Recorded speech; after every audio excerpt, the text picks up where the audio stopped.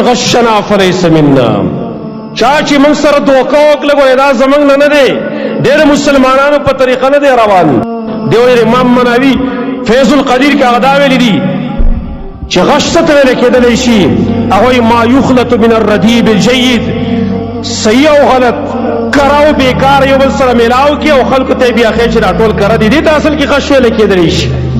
بیا تاسو ګورئ زما ورونو دا قسم دوکه او دا قسم پراټ چې موږ غلط شی صحیح جامه کې خلکو ته ښیو، بیکار د کره په جامه کې موږ خلکو ته ښیو.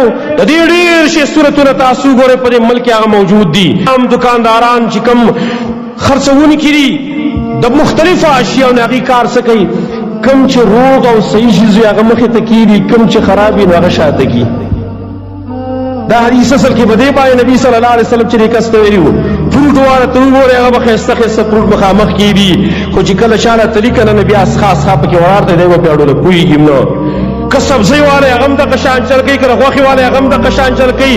ښایسته سوپ پوټی به مخې ته ایښودلی چې ګنې بس ډېره زه تا له کټ کوم څه شیسه به د هغه نه کټ کي او بیا به نور پکې هلته داسې څه ورارتې حیران به شي، داسې جادوي زر یې که نه چې ته کور ته راشي چې وګورې هغه به ټول څه ګن بلا دل کړي، څه کال ماړ به دل درکړی، ته به حیران شي چې دا یې څنګه زما ښکاره سترګو کې زه دوکه کړم.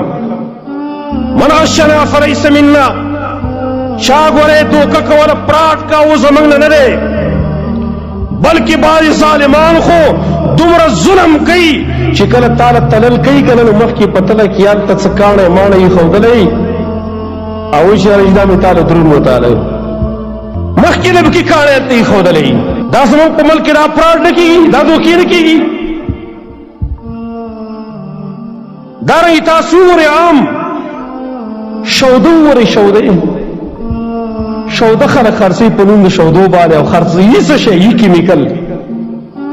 کیمیکل خرڅوي په موږ باندې. په سپینو اوبو کې کیمیکل وارته او صورت د شودو موږ ته ښیي، خلک یې غرق او تباه که برباد یې کړه او په نوم د شودو باندې.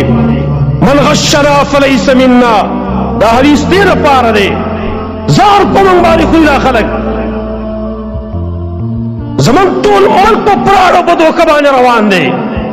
ټول ملک چې تاسو ګورئ دا یو صحافي خبره، زموږ ملک خو دې حد ته رسېدلی دی، دومره بیماري په خلکو کې پیدا شوې ده که په پاکستان کې وایي زهر خرڅې هم به تا ته سوچه نه میلاوېږي. زهر کې هم خلک ملاوټ کوي، پته نه لګي څه شی به پکې میلاوي. موږ ملک خو دې حد ته رسېدلی دی.